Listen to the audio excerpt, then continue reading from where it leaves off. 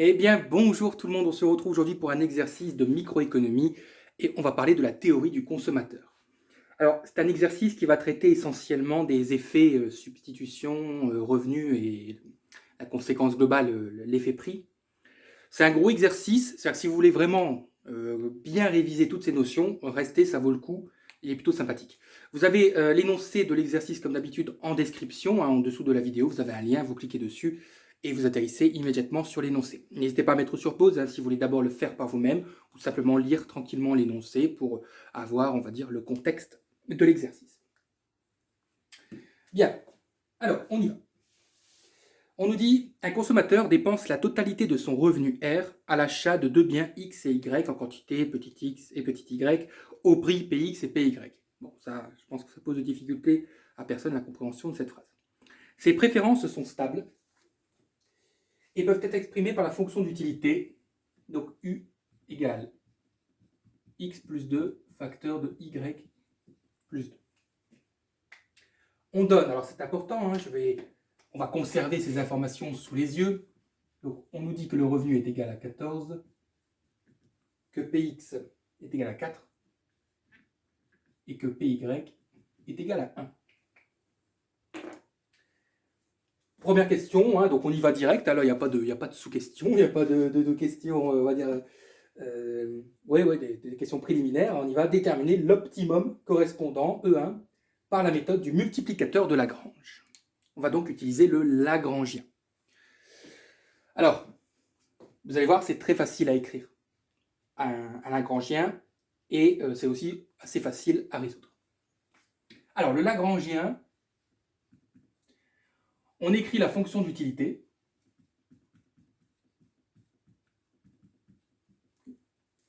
On va ajouter lambda. Alors, lambda, c'est une constante. Hein, retenez ça. Et cette constante, on va la multiplier par la contrainte budgétaire. Okay.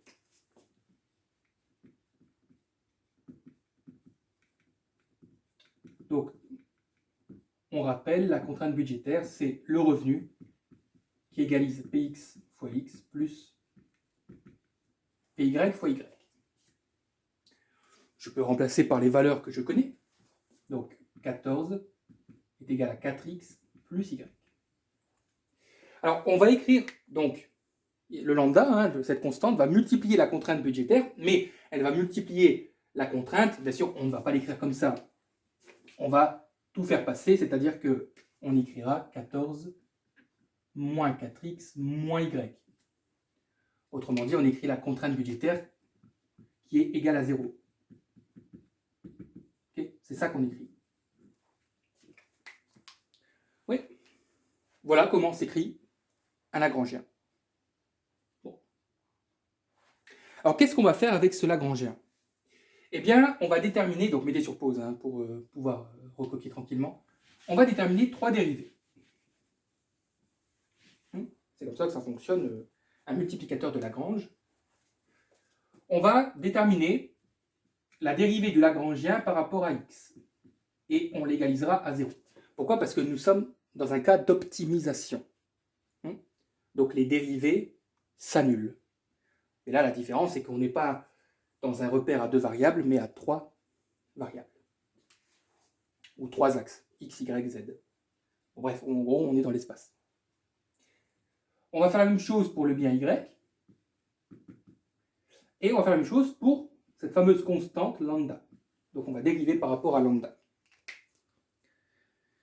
Lorsque nous disons la dérivée de lambda par rapport à x, la dérivée de lambda par rapport à y, la dérivée de lambda la dérivée du Lagrangien par rapport à x, la dérivée du Lagrangien par rapport à y, la dérivée du Lagrangien par rapport à lambda, ça veut dire que nous considérons tout ce qui ne fait pas partie de cette variable comme des constantes. Autrement dit, lorsque nous dérivons le Lagrangien par rapport à x, nous considérons que y et lambda sont des constantes. Dans votre esprit, si vous préférez, y et lambda se remplacent par des nombres, par des réels. Okay, lambda et y ont la même fonction que 14 ou 4, par exemple. C'est ça qu'il faut se dire. Alors, je dérive par rapport à x. Alors, soit vous développez, soit vous considérez que vous avez du u fois v, c'est comme vous voulez. Donc si on développe, en fait, on aura xy. Donc si je dérive par rapport à x, il restera y, du coup. X fois 2, il restera 2. Et ensuite, tout le reste, ça s'annule. Ceux qui ne sont pas à l'aise, développez. xy plus 2x plus 2y plus 4. Et vous dérivez par rapport à x en considérant, encore une fois, que y et le 2, là, sont des constantes. Donc on aura y plus 2. Alors ici, qu'est-ce qui va rester? C'est pareil, pour ceux qui ne sont pas à l'aise, développez. Regardez, je vais le faire pour x. Je vais développer ça. Okay, donc on aura 14 lambda moins 4 lambda x moins lambda y. Je dérive par rapport à x.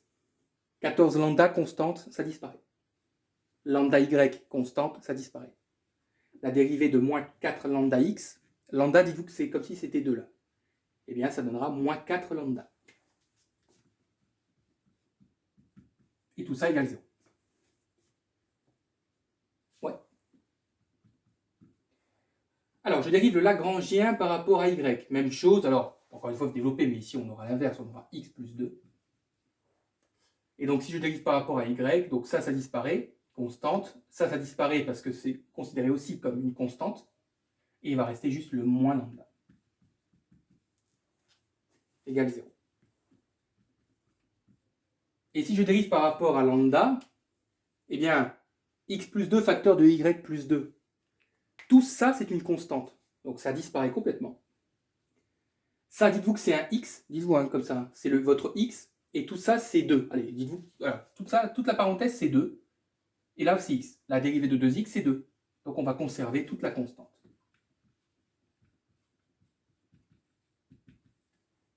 Bien. Bon. Alors, dans la première équation, on va juste faire passer, et dans la deuxième d'ailleurs, on va juste faire passer les lambda de l'autre côté.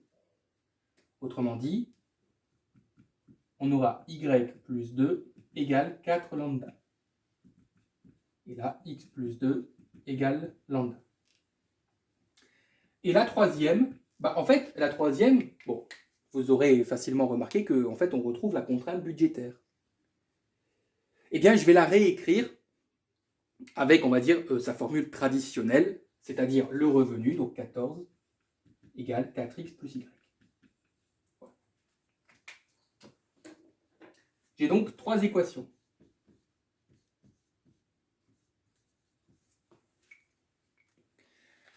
La troisième, vous la conservez précieusement de côté. Vous ne l'oubliez pas, mais vous la mettez de côté pour le moment. Les deux premières, nous allons les diviser. Donc on va faire l'équation 1 divisée par l'équation 2. Oui. Donc je vais effacer la ligne 3. Mettez sur pause ainsi. Bien. Alors, qu'est-ce que ça va donner? C'est facile, je pense. Donc ça va donner y plus 2 divisé par x plus 2 égale, bon, ne divisez pas les signes égales ici. 4 lambda sur lambda. Les lambdas se simplifient, donc on aura y plus 2 sur x plus 2 égale 4. Voilà ma première étape de fait. C'est pas fini, bien sûr.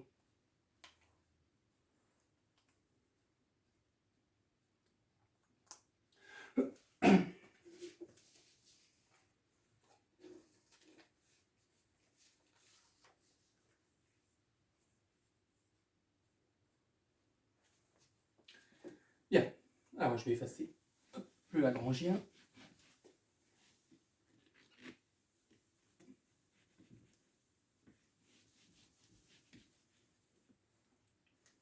Alors, qu'est-ce que je vais faire à partir de là? Alors, à partir de là, on va rechercher y comme une fonction de x. C'est-à-dire que je vais chercher à isoler le y et à faire passer tout le reste de l'autre côté. Je veux y égale quelque chose. Donc, y dépendra de x. Première étape, le x plus 2 qui est au dénominateur, je le fais passer de l'autre côté, donc il va multiplier le 4. Donc on aura y plus 2 égale 4, facteur de x plus 2. Ouais.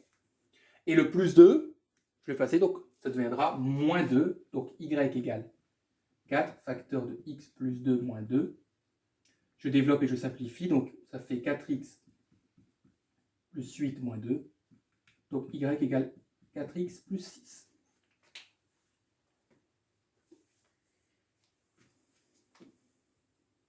J'avais déjà fait d'autres vidéos, hein, bien sûr, sur le Lagrangien, le multiplicateur de Lagrange avec le consommateur, où j'avais peut-être été un petit peu plus lent, j'avais détaillé un petit peu plus. De toute façon, il y a des fiches. Il y a des fiches qui apparaissent en haut de la vidéo, donc n'hésitez pas à cliquer et à les regarder plus tard si vous avez encore des hésitations sur le développement du multiplicateur de Lagrange. De toute façon, la question numéro 2, on va approfondir puisque on va étudier le Lagrangien sous sa forme théorique. Qu'est-ce que je fais à partir de là? Eh bien, vous reprenez la troisième équation qu'on avait laissée de côté. Vous vous souvenez? Ce fameux 14 égale 4x plus y. Vous la reprenez et, de manière logique, vous remplacez y par 4x plus 6.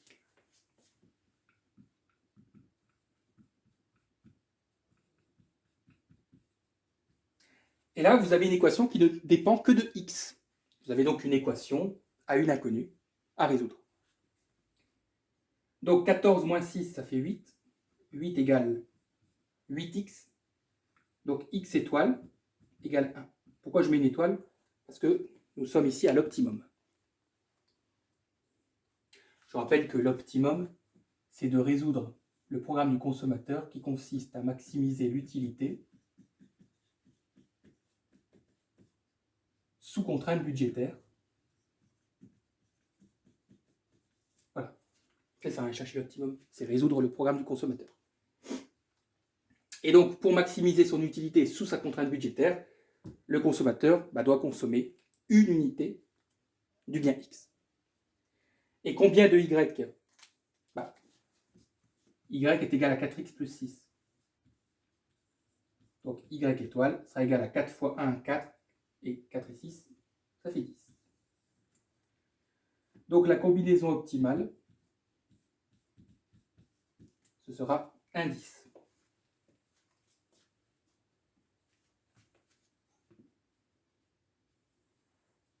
Encadrez les résultats là. Parce que si vous avez déjà lu l'énoncé, vous avez dû voir que dans les questions, là, les dernières questions, on vous demande d'établir un tableau avec en gros tout le récapitulatif de tous les résultats qu'on aura obtenus au long de l'exercice, et ensuite de faire un graphique. Donc mettez de la couleur, surlignez. De toute façon, ne vous inquiétez pas, une fois qu'on aura fait le tableau, ce sera clair, mais voilà. N'oubliez pas les résultats de chaque question. C'est ça que je veux dire.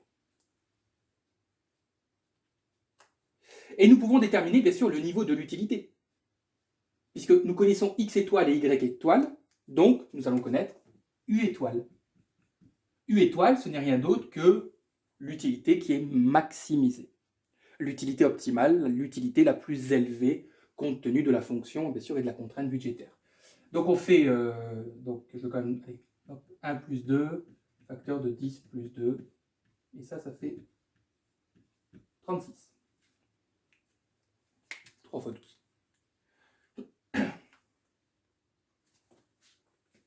Bien.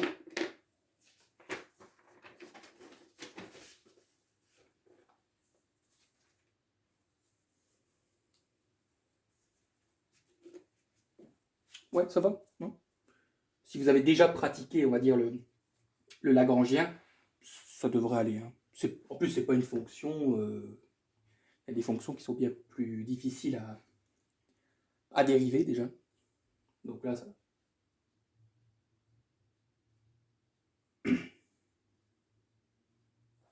Bien, mettez sur pause.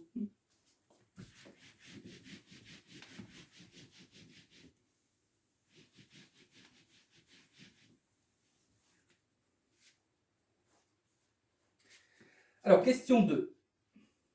On vous dit montrer qu'à l'équilibre, le rapport des utilités marginales, ou ce qu'on appelle le TMS, est égal au rapport des prix. Alors, la première chose que vous devez savoir, c'est que lorsqu'on parle d'équilibre, par exemple, l'équilibre du consommateur, bon, je l'écris comme ça en abrégé, cette expression, équilibre du consommateur, c'est la même chose que de rechercher l'optimum du consommateur. C'est-à-dire que c'est la même chose que de résoudre le fameux programme max U sous contrainte. Voilà. Donc cette question, elle aurait pu être reformulée, montrer qu'à l'optimum, le rapport des utilités marginales est égal au rapport des prix. Eh bien, nous allons le démontrer avec le Lagrangien, le multiplicateur de Lagrange. Vous allez voir que ce n'est pas si difficile que ça. Alors, on va réécrire le Lagrangien, mais je vous ai déjà dit c'était quoi le Lagrangien. Donc le Lagrangien, mais là on raisonne de manière théorique. Donc on a le Lagrangien qui va dépendre donc, de x, y, lambda. C'est quoi? C'est la fonction d'utilité. Okay. Plus lambda, facteur de la contrainte budgétaire. R moins px fois x moins py fois y. Voilà. Comment s'écrit un Lagrangien de manière théorique. Et qu'est-ce qu'on avait dit? On avait dit qu'on dérivait, donc on dérive le Lagrangien par rapport à x, on l'égalise à 0. On dérive le Lagrangien par rapport à y, on l'égalise à 0. Et on dérive le Lagrangien par rapport à lambda, et on l'égalise à 0.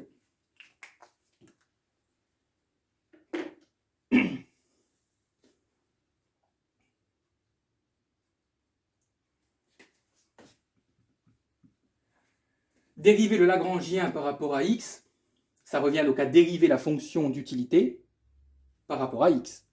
Et bien ça s'appelle l'utilité marginale de x. C'est la même chose.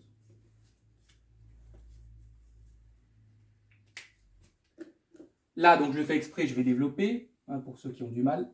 Donc on aura lambda r moins lambda px fois x moins lambda py fois y. Et donc comme on dérive par rapport à x, lambda r c'est une constante, ça disparaît. Lambda py c'est une constante, ça disparaît. Et donc là, le x, la dérivée, ça devient 1, et il reste moins lambda px. Égale 0.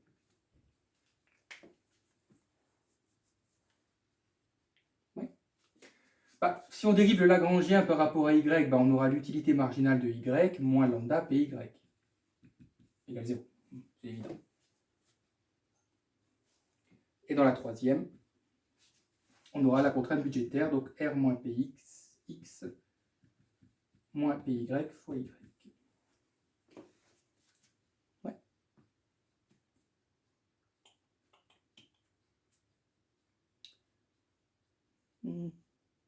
Pour ceux qui ne savent pas, appuyez sur, quand vous regardez la vidéo, sur la touche espace de votre clavier, ça met directement sur pause, et ça permet aussi de reprendre la vidéo. Ça, vous pouvez avoir une main qui recopie, et la main gauche qui appuie sur la touche espace pour mettre sur pause. Et là, j'ai pas de classe devant moi, donc je sais pas, je connais pas la rapidité.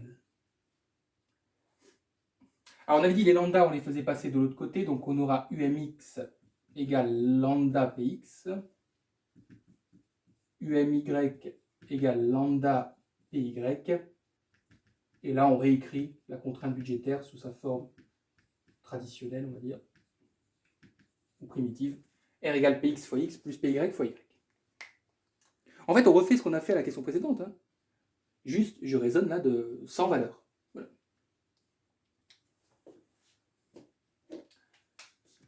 On a 3 équations, on va s'intéresser aux 2 premières, et qu'est-ce qu'on avait dit? On va les diviser. Équation 1 sur équation 2.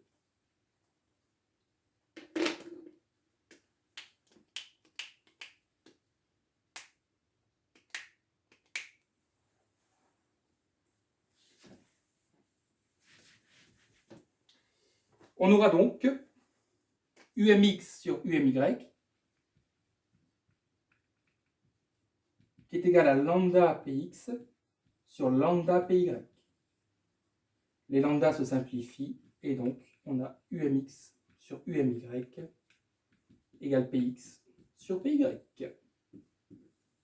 Voilà ce que nous appelons, les amis, la condition d'optimisation du consommateur, enfin du programme du consommateur. Le rapport des utilités marginales est égal au rapport des prix. C'est la question qu'on vous demande, hein, de prouver que le rapport des utilités marginales est égal au rapport des prix. Bien, voilà. On vient de le faire.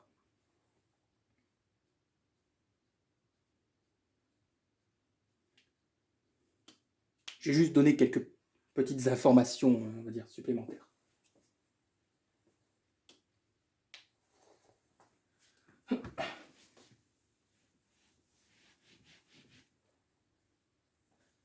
Alors, je renote. Donc, UMX sur UMY égale PX sur PY. UMX sur UMY, on appelle ça le TMS. Bon, ça, c'est votre cours. Le taux marginal de substitution. Moi, je ne suis pas là pour vous donner, pour faire une vidéo cours. Il y a tellement, écoutez, il y a tellement de vidéos de cours qui sont excellentes sur YouTube. Il y a des enseignants qui font très bien ça. Moi, c'est pas que j'ai la flemme ou que je ne veux pas vous faire des vidéos de cours, c'est que le but de cette chaîne, c'est de s'entraîner, de se préparer à différents examens, le bac, les examens de probabilité, les examens de microéconomie, de mathématiques financières, etc. Donc, je ne vais pas vous dire c'est quoi le TMS, surtout que je l'avais fait quand même dans une autre vidéo sur un exercice où on posait la question. Moi, ce qui m'intéresse, déjà, c'est que vous reteniez qu'à partir du moment où on utilise le Lagrange, on reviendra toujours à cette égalité. Donc c'est pour ça que je vous dis ça, c'est ce qu'on appelle la condition d'optimisation du programme du consommateur. La deuxième chose qui m'intéresse, c'est qu'il faut absolument qu'il y ait concordance. C'est-à-dire que, parce que le TMS, rien ne vous interdit de faire UMY sur UMX. Hein. Ça aussi, c'est le TMS, c'est pareil. Vous pouvez inverser le numérateur et le dénominateur. Mais dans ces cas-là, par souci de concordance, vous allez devoir inverser aussi le rapport des prix. Autrement dit, la condition d'optimisation, elle peut s'écrire en réalité de deux manières différentes. UMX sur UMY à PX sur PY, mais elle peut aussi s'écrire UMY sur UMX égale PY sur PX. Okay, le numérateur doit avoir la même nature, on va dire ça comme ça, c'est-à-dire doit concerner le même bien en question. Voilà, c'est ça qui m'intéresse. C'est que vous ne fassiez pas l'erreur.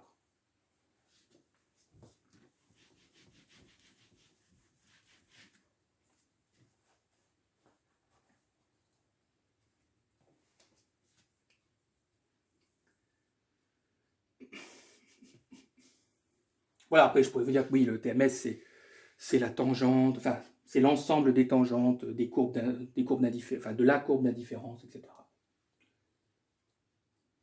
Je pense qu'il est mieux de comprendre le cours à travers des exercices que l'inverse. Après ça c'est ma façon de penser. Mais moi, voilà, si vous voulez que je vous donne un conseil, si vous voulez comprendre un cours théorique, bah, commencez déjà par les exercices. C'est en pratiquant que vous allez comprendre pourquoi on atterrit sur ce genre de résultats, etc. Bien.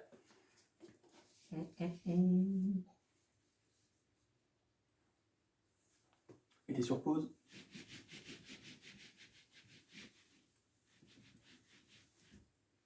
Question suivante. Déterminer de combien devrait baisser Px, Py et R. Donc Py et R demeurant constants, c'est-à-dire que Py continue à être égal à 1, R continue à être égal à 14, pour que la consommation de X soit de 7 unités. Alors regardez la manière dont je vais changer les résultats. Px, je ne le connais plus. Parce qu'on me demande de combien il doit diminuer. Donc du coup, il change. Par contre, j'ai la valeur de X étoile. On me dit que c'est 7. Mesurer l'effet prix en déterminant la nouvelle combinaison de consommation. Bon, tout ça, là, tout ce qui est effet prix, effet substitution, effet revenu, on le verra à la fin de l'exercice quand on aura notre grand tableau avec tout l'ensemble des combinaisons optimales qu'on aura déterminées au long de l'exercice. Vous comprendrez cette histoire d'effet prix, d'effet substitution. Pour le moment, cette notion d'effet prix, vous la mettez de côté dans votre esprit et on va y revenir très prochainement là, au cours de la vidéo, au cours de la correction. Moi, ce qui m'intéresse, c'est que je veux du coup connaître la nouvelle valeur de Px. C'est quoi la question exacte? On vous demande de déterminer la nouvelle combinaison de consommation. Ben, c'est pareil, déterminer une combinaison, ce sont des synonymes, hein. Déterminer une combinaison de consommation, c'est rechercher un optimum. Donc, en fait, on est reparti pour un Lagrangien, etc. Enfin, vous comprenez ce que je veux dire? Voilà. Bon, vous êtes d'accord avec moi que la fonction d'utilité n'a pas changé. La contrainte budgétaire n'a pas trop changé, à part Px. Mais dans tous les cas, l'optimum, maintenant, vis-à-vis de la question précédente, vous savez que l'optimum est atteint lorsque le rapport des utilités marginales est égal au rapport des prix. Voilà, donc là j'ai sauté une grande étape du Lagrangien au lieu de tout réécrire le Lagrangien. Pourquoi? Parce que si j'avais réécrit le Lagrangien avec la fonction d'utilité, le fait que Px je ne connais pas, etc., on serait retombé là-dessus. C'est ça qu'il faut que vous vous disiez. C'est que déterminer un optimum chez le consommateur, c'est tomber sur cette égalité. Alors, UMX, je le connais, c'est Y plus 2. UMY, c'est X plus 2. Et PX, alors PX, je ne le connais pas, donc je vais laisser PX. Et PY vaut 1. Ouais. Par contre, les amis, je ne connais pas PX. D'accord, hein, je vais le chercher, mais je connais. Et oui, je connais la valeur de X étoile. Donc ça fera Y plus 2 divisé par 7 plus 2, c'est-à-dire 9, égale PX.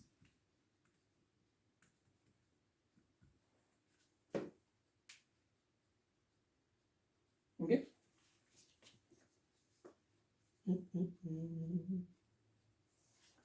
Alors ici, je vais exprimer Y en fonction de Px. Parce que comme je connais X, j'exprime Y en fonction de Px. Donc on aura Y plus 2 égale 9Px. Et donc Y égale 9Px moins 2.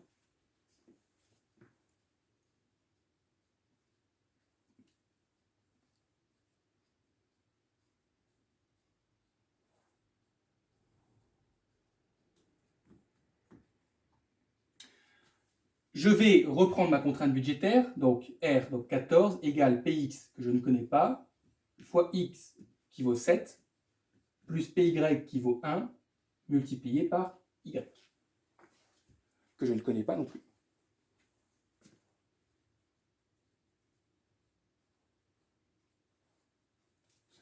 Mais je sais que Y, c'est 9Px moins 2.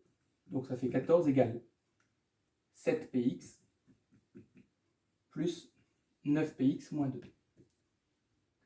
14 plus 2, ça fait 16. 9 et 7, ça fait 16. Et donc le nouveau prix est égal à 1. Autrement dit, il a diminué de 3.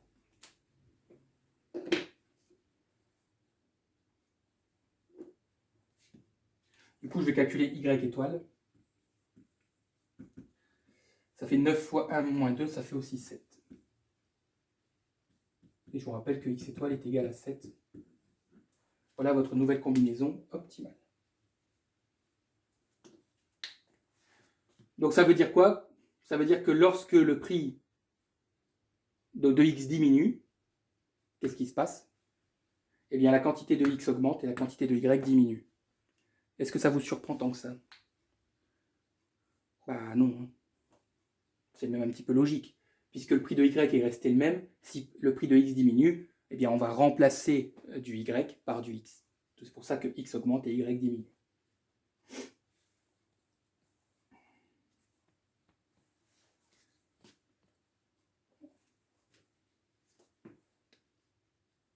On appelle ça l'effet revenu. Notez-le hein, si vous voulez. Parce que pour le tableau, ça va être important. Mais ne vous dites pas pourquoi ça, ce qu'on a fait là, c'est ce qu'on appelle l'effet revenu. Vous allez me dire, bah non,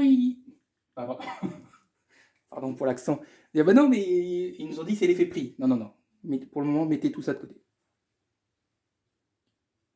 Ça, c'est l'effet revenu. L'effet prix, c'est que la conséquence de tout ça.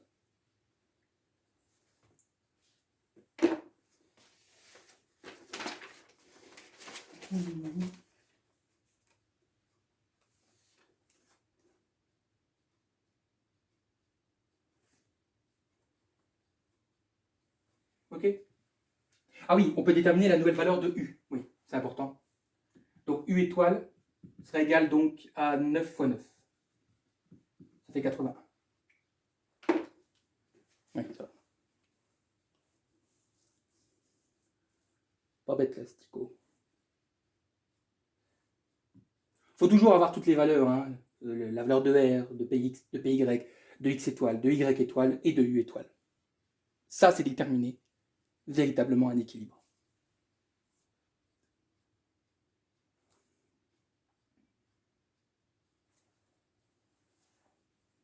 Bien, c'était sur pause.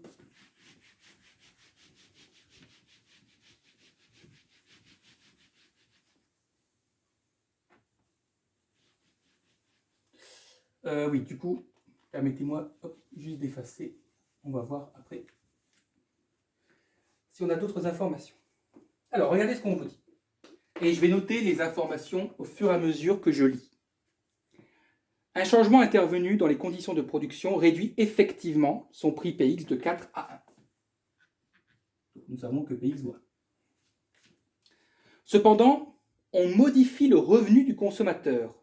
Ah, là, c'est le revenu qui change.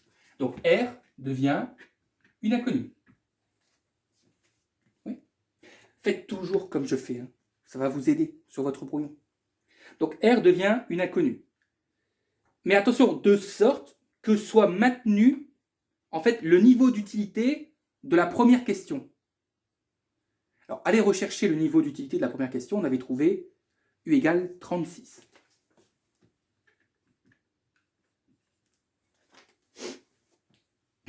Pardon, un petit rhume. OK pour ça? Donc ça, c'était l'utilité de l'équilibre E1. La variation de prix se traduit ainsi par un simple effet de substitution, mais on verra ça à la fin avec le tableau. Déterminer la nouvelle combinaison optimale de consommation E3 ainsi que la dépense correspondante, la dépense étant le revenu. On est reparti pour la détermination d'un optimum. Donc, on va tout de suite passer par le TMS. Y plus 2 sur X plus 2 égale au rapport des prix. Alors, PY, bien sûr, reste égal à 1, puisque on n'a pas précisé on n'a pas dit PY varié, donc du coup, ça fait, vous me permettez de dire ça fait 1 sur 1, ça fait 1. Du coup, comme d'habitude, j'exprime Y comme une fonction de X. Donc, Y plus 2 égale X plus 2. Et donc, Y égale X.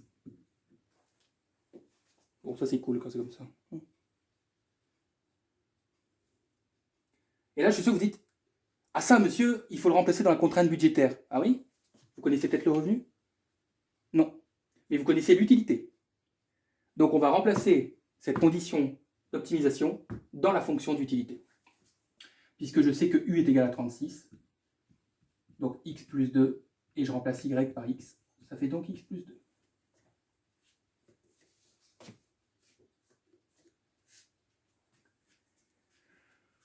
Identité remarquable, x carré plus 4x plus 4. Et oui, les amis, on a un polynôme du second degré. Donc x carré plus 4x moins 32 égale 0. Voilà, j'explique pas. Je pense que c'est bon. Je m'adresse à des étudiants au moins de deuxième année. Calculer le delta, vous allez tomber sur 144. Et donc vous avez deux solutions. Je les donne. Hein. Moins 8 et 4. Étant donné que nous sommes en microéconomie et pas en mathématiques, et les valeurs négatives sont absurdes. Et donc x étoile est égal à 4. Et je vous rappelle que y est aussi égal à x. Donc la combinaison optimale, c'est 4, 4.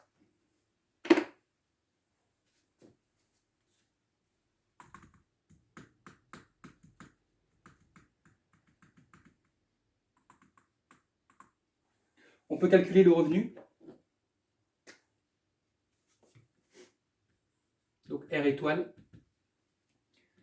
Px fois x 4 fois 1, plus Py fois y 4 fois 1, 4 et 4. 8.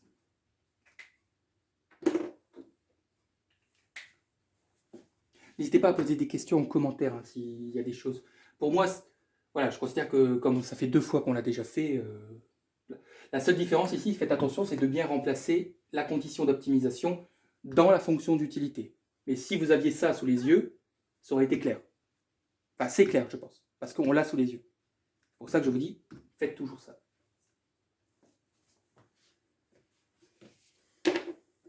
Et bien ça, les amis, on appelle ça l'effet substitution.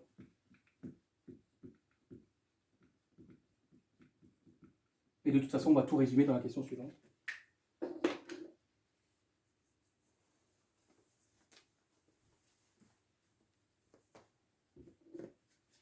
Dans le fameux tableau.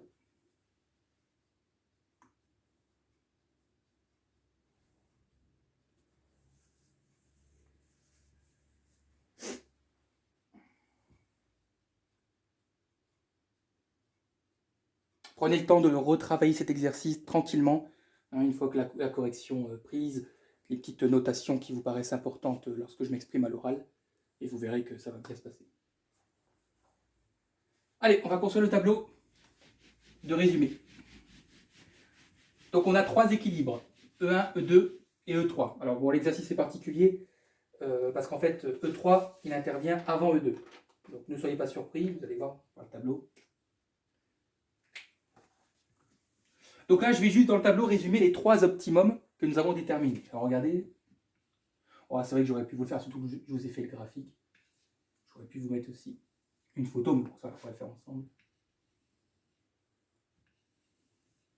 Donc on va mettre l'équilibre, l'optimum 1, et ne soyez pas surpris, comme je l'ai dit, on va d'abord mettre le 3 avant le 2, parce que l'effet substitution passe toujours avant l'effet revenu. Et qu'est-ce que je vais mettre en ligne? Ben, je vais mettre toutes les données. Donc je vais mettre à chaque fois le niveau de revenu, la valeur de Px, la valeur de Py, les quantités optimales donc de x étoile et de y étoile, et le niveau d'utilité optimale. Voilà. Là, on va pouvoir faire de l'interprétation. Donc je vous rappelle, dans la première question, le revenu valait 14, Px valait 4, Py valait 1, x est égal à 1, y 10, et l'utilité était de 36. Pour l'équilibre 3, c'est-à-dire l'optimum qu'on vient juste de déterminer avec l'effet substitution, l'utilité était la même. Elle était restée de 36. Py était resté égal à 1. Voilà. Et donc, conséquence, R est passé à 8, Px était égal à 1, et on avait trouvé une combinaison de 4, 4.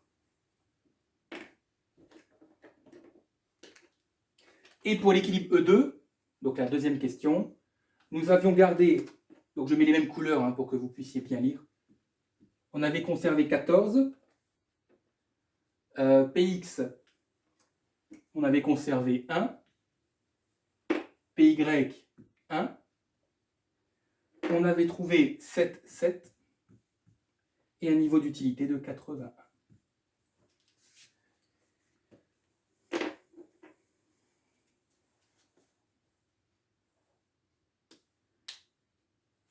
Alors maintenant, si vous avez rempli, donc en ayant mis sur pause, vous avez le tableau sous les yeux, vous allez écouter. Regardez bien. Lorsque, suite à une variation de prix, Px est passé de 4 à 1.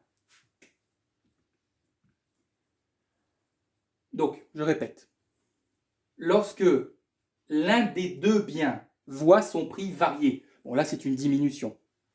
Donc, lorsque le fait que Px diminue, mais que nous conservions le même niveau d'utilité, le passage de là à là, on appelle ça l'effet substitution. Toujours. L'effet substitution se caractérise par une variation de l'un des deux prix, tout en conservant un niveau d'utilité identique. Voilà, c'est ça la définition de l'effet substitution.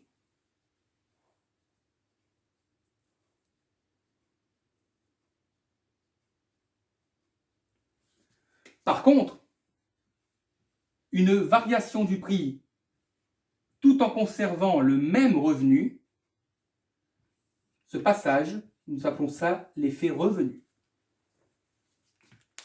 Toujours. Le revenu reste identique. Un des deux prix varie. Effet revenu.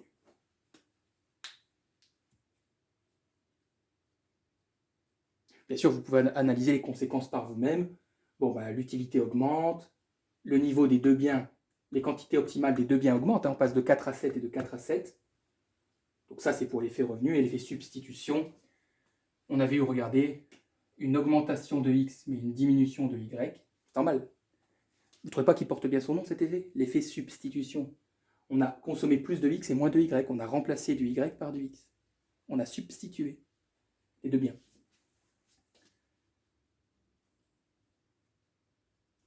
Vous voyez, donc l'effet revenu nous dit tout simplement que écoutez bien, suite à une variation de l'un des deux prix, le revenu réel, c'est-à-dire ce qu'on pourrait appeler le revenu en euros constant, il a augmenté de telle sorte que je peux augmenter la quantité optimale des deux biens, parce que mon pouvoir d'achat a augmenté.